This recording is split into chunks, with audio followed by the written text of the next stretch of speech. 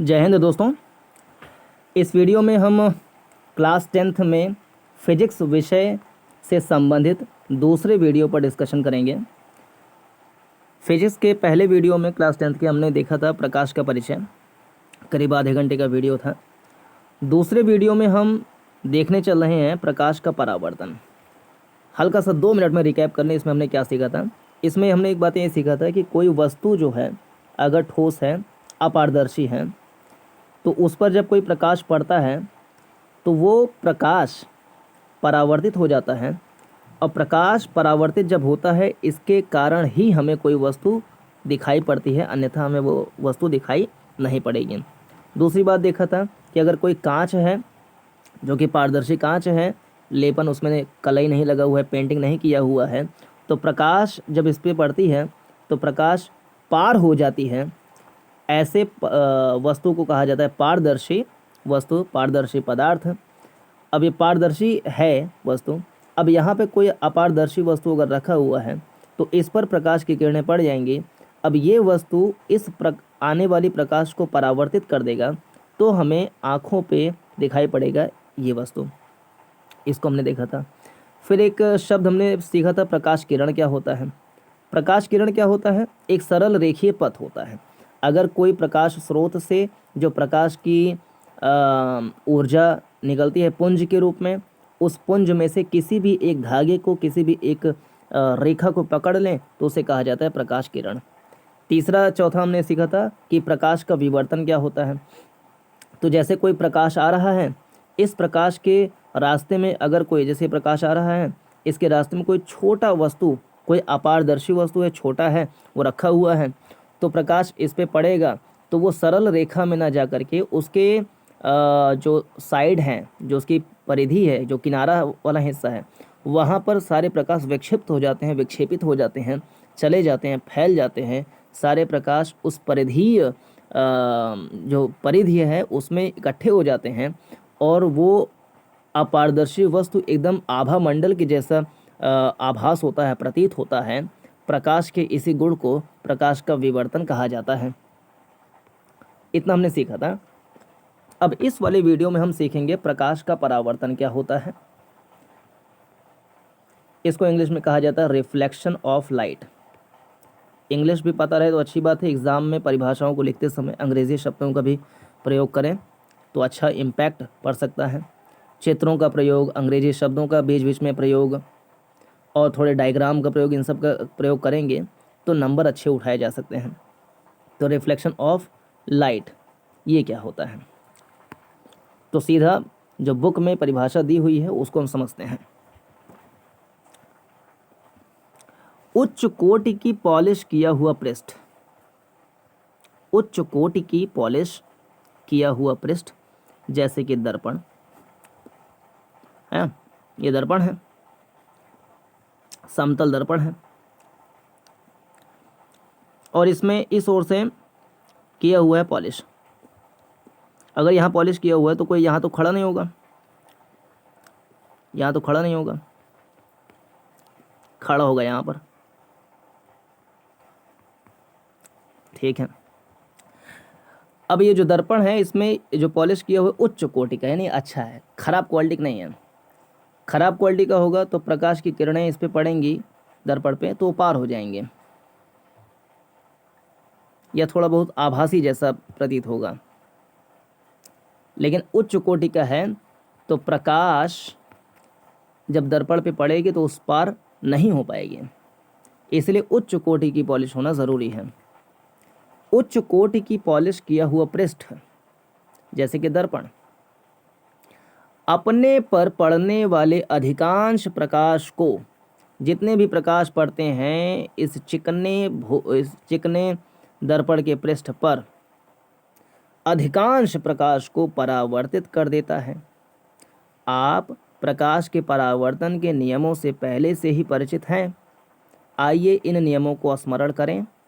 पहला, आपतन कोण परावर्तन कोण के बराबर होता है। आपतन कोण परावर्तन कोण के बराबर होता है। दूसरा, आपतित किरण दर्पण के आपतन बिंदु पर अभिलंब तथा परावर्तित किरण सभी एक ही तल में होते हैं। तीन चीज़ें, आपतित किरण, अब ये सब क्या है देखेंगे। दर्पण के आपतन बिंदु पर अभिलंब तथा परावर्तित किरण, तीन चीज़ें, आपतित किरण, दर्पण के आपतन बिंदु पर अभिलंब तथा परावर्तित किरण सभी एक ही तल में होते हैं। अब समझते हैं चित्र के माध्यम से। जैसे मान लो कि ये एक दर्पण है, यहाँ पे उच्च कोटि का कलई लगा हुआ है, इस पर कोई प्रकाश आई, ये जाके पड़ गई,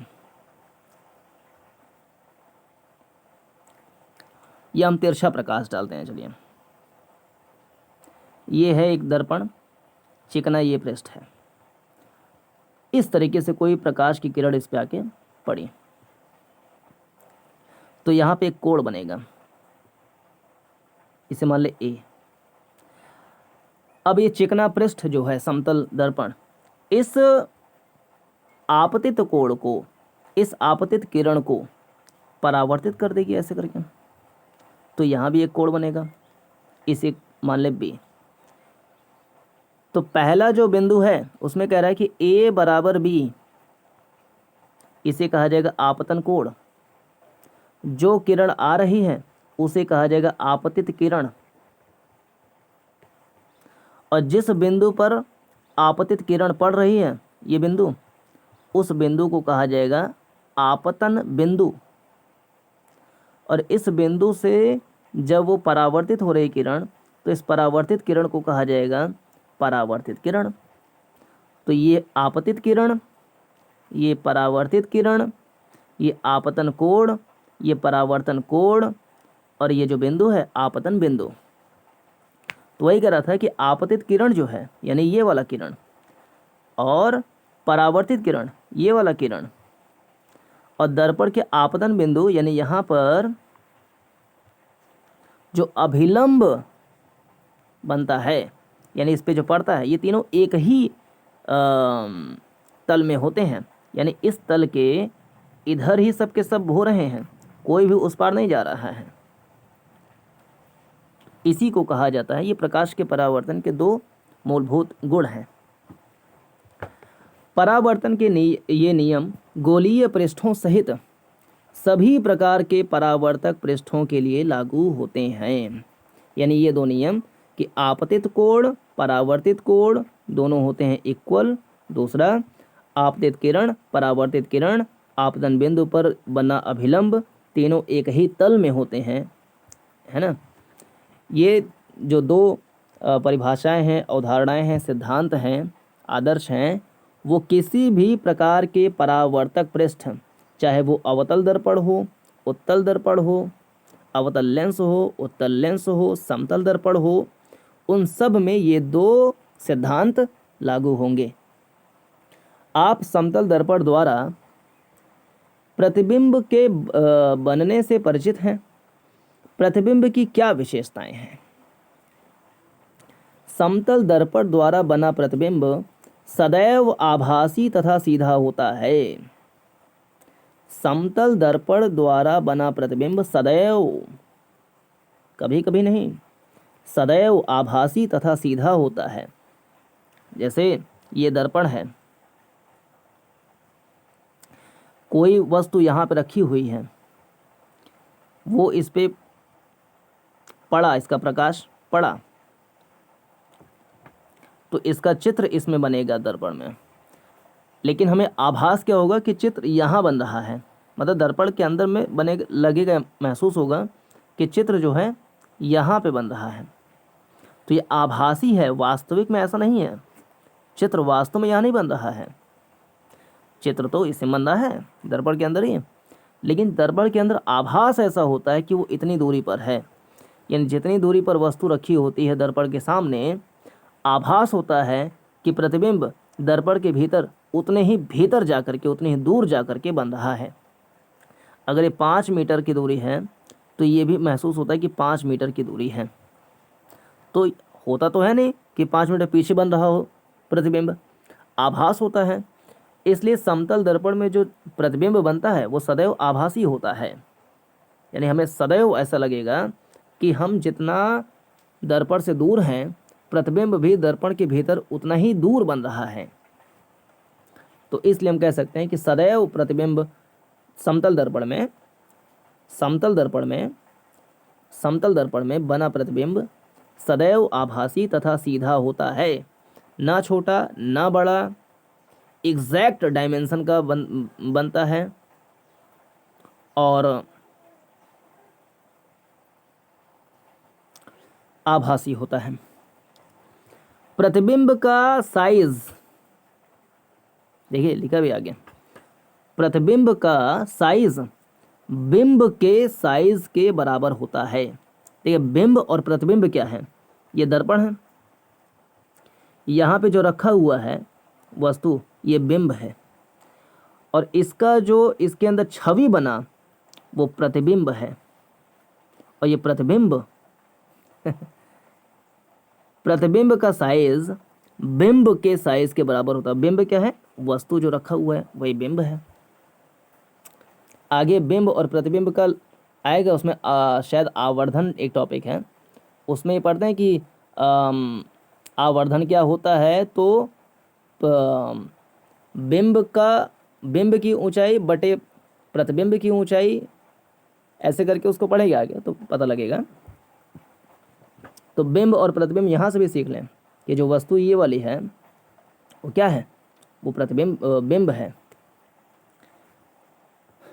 ये कलई ठोस एकदम चुस्त कलई लगा हुआ है, अच्छे से अच्छे क्वालिटी के, ताकि प्रकाश पूर्णतः परावर्तित हो जाए, ये नहीं कि उस ओर पारदर्शी हो जा रहा है। अब कोई यहाँ पे बिंब रखा हुआ है वस्तु, वो उसकी प्रकाश की किरणें इस पे पड़ी तो आभास होगा कि इतनी ही दूर, मान लो 5 मीटर ये है, तो इतनी ही दूर पर पीछे बन रहा है प्रतिबिंब। अब समतल दर्पण में विशेषताएं क्या होती हैं कि जो बिंब का साइज होता है उतने ही साइज का प्रतिबिंब हमें आभास होता है कि बन रहा है, और उतनी ही दूरी पर बन रहा है। तो प्रतिबिंब का साइज बिंब के साइज के बराबर होता है। ठीक है, जो प्रतिबिंब बनेगा अंदर उसका साइज और जो बाहर वस्तु रखा हुआ है उसका साइज दोनों बराबर होता है। प्रतिबिंब दर्पण के पीछे उतनी ही दूरी पर बनता है जितनी दूरी पर दर्पण के सामने बिंब रखा होता है। इसके अतिरिक्त प्रतिबिंब पार्श्व परिवर्तित होता है। पार्श्व परिवर्तित होता है, पार्श्व मीन्स पीछे होता है वैसे। इसके अतिरिक्त प्रतिबिंब पार्श्व परिवर्तित होता है, यानी उल्टा हो जाता है। यदि परावर्तक पृष्ठ वक्रित हो तो प्रतिबिंब कैसे बनेंगे उसको बाद में हम देखते हैं, लेकिन प्रतिबिंब पार्श्व परिवर्तित हो जाता है, अर्थात ऐसे रखा हुआ है, ये दर्पण है, कलई लगा हुआ है, यहाँ कोई मान लो कि ऐसे कोई चीज़, ऐसे तीर बना के कोई चीज़ रखा हुआ है, ये मान लो एक बाण है, ये किरण नहीं है, ये बाण है, ऐसे रखा हुआ है, तो इसका चित्र कैसे बनेगा, उतनी ही दूरी पर बनेगा, पीछे बनेगा और ऐसे बनेगा, यानी कि ये इसका चेहरा और इसका चेहरा आमने सामने रहेगा ऐसे। मतलब जैसे ये ऐसे बन रहा है तो वो ऐसे नहीं बन जाएगा, इस तरीके से, इस तरीके से नहीं बनेगा, उल्टा होकर बनता है। पार्श्व मीन्स पीछे, तो आगे वाला हिस्सा इधर आगे आ जाता है, पीछे वाला हिस्सा इधर पीछे हो जाता है। तो वही कह रहा है कि प्रतिबिंब पार्श्व परिवर्तित होता है।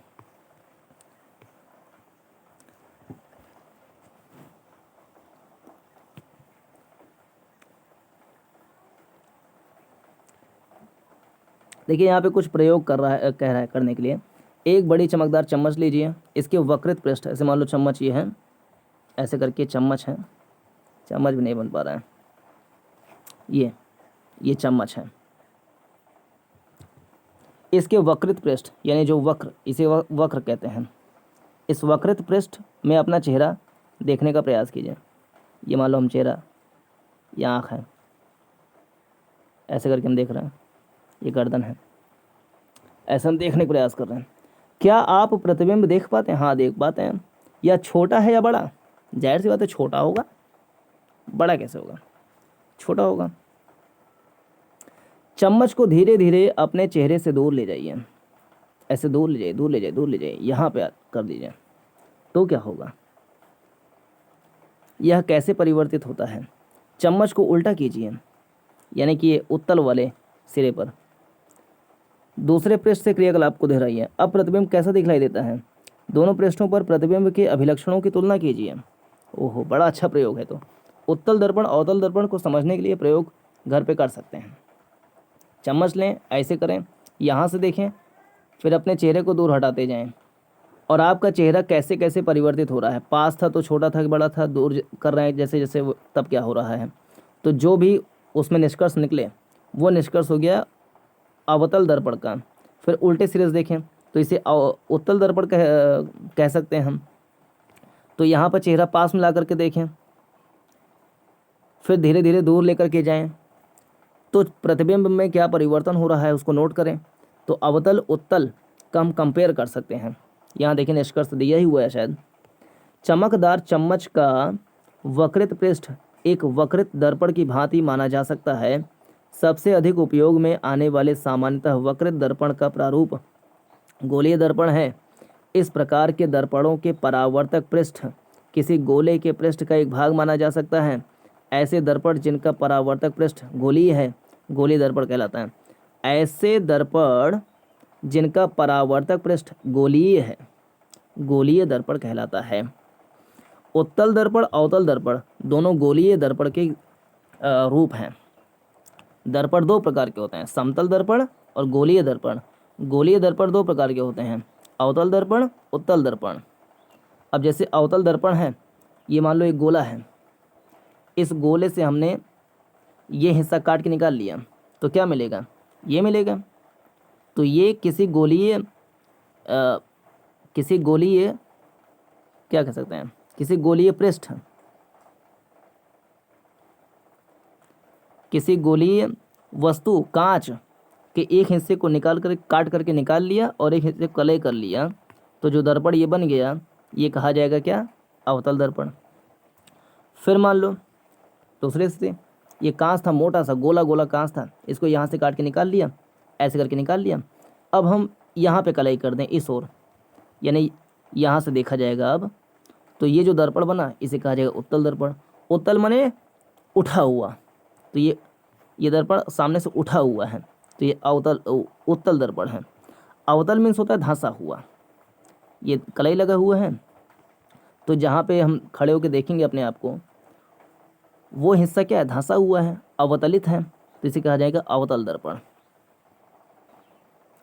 तो गोलीय दर्पण क्या होता है, ऐसे दर्पण जिनका परावर्तक पृष्ठ गोलीय है। परावर्तक पृष्ठ क्या होता है, जिस पृष्ठ से प्रकाश का परावर्तन होना है। अवतल दर्पण में प्रकाश का परावर्तन इस पृष्ठ से होगा, अवतलित पृष्ठ से होगा, और उत्तल दर्पण में प्रकाश का परावर्तन जो उत्थित जो उठा हुआ हिस्सा है उससे होगा। तो यहाँ पे परावर्तक हिस्सा ये वाला है और यहाँ पे परावर्तक हिस्सा ये वाला है। तो ऐसे दर्पण जिनका परावर्तक पृष्ठ गोलीय है गोलीय दर्पण कहलाते हैं। गोलीय दर्पण क्या होता है, जिसका परावर्तक पृष्ठ गोलीय है गोलीय दर्पण है, जिसका परावर्तक पृष्ठ गोलीय है उसको कहा जाता है गोलीय दर्पण। ये दो प्रकार के होते हैं, तो इसमें इतना ही रखते हैं। नेक्स्ट में हम गोलीय दर्पण में अध्ययन करेंगे कि अवतल दर्पण क्या होता है, उत्तल दर्पण क्या होता है, ध्रुव क्या होता है, वक्रता केंद्र क्या होता है, वक्रता त्रिज्या, मुख्य अक्ष, अवतल दर्पण का मुख्य फोकस, उत्तल दर्पण का मुख्य फोकस, फोकस दूरी, द्वारक, ये सारे जो छोटे छोटे डेफिनेशंस हैं इसको हम देखेंगे नेक्स्ट वीडियो में। यानी हम इसको क्या कह लें, 9.2 का जो परिचय वाला हिस्सा है इसको देखेंगे तीसरे वीडियो में। तो इसमें इतना ही। नमस्कार, जय हिंद।